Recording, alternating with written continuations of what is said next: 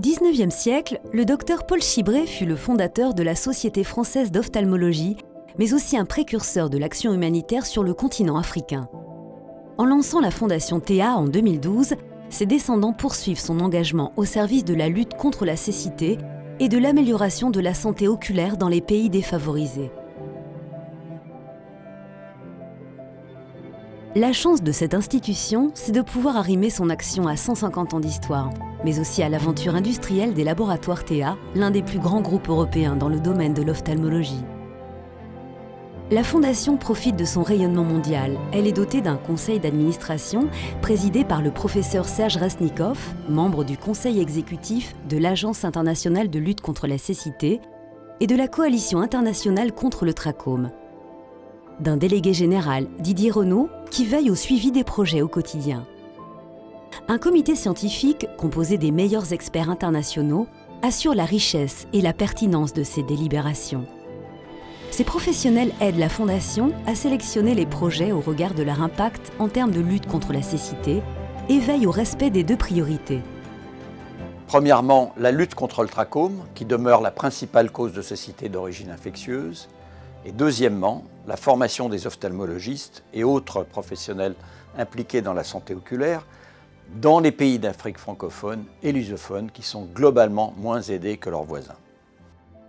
Dans ces deux domaines, l'impact des actions de la Fondation en Afrique n'a cessé de se développer pour concerner aujourd'hui une bonne trentaine de pays.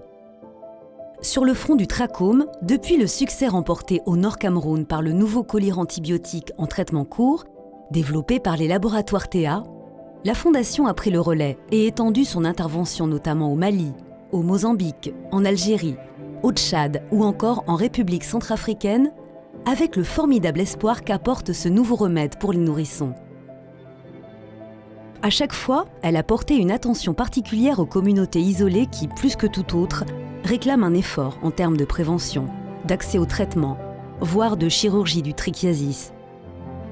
La formation est l'autre volet essentiel, car dans bien des pays africains, le défi le plus récurrent est l'accès à un docteur. Pour répondre aux besoins urgents en personnel médical, la Fondation Théa finance des formations individuelles, comme par exemple certaines bourses de l'International Ophthalmological Fellowship Foundation, réservées aux jeunes médecins francophones, ou encore certains stages au sein des hubs de formation des pays d'Afrique, afin de promouvoir les coopérations sur ce continent et l'émergence d'un espace africain de l'enseignement supérieur en ophtalmologie. Parallèlement, elle investit massivement dans les technologies nouvelles. Elle met à la disposition des enseignants et des résidents de 25 pays africains l'IOFTA, une formation en ligne conçue par le Collège des ophtalmologistes universitaires de France. Bien sûr, elle veille à assurer le haut débit aux campus intéressés par cet outil. Opter pour les solutions innovantes, c'est aussi inviter chaque année des ophtalmologues à venir se perfectionner sur simulateur chirurgical, par exemple à Casablanca au Maroc ou au CHU de Clermont-Ferrand.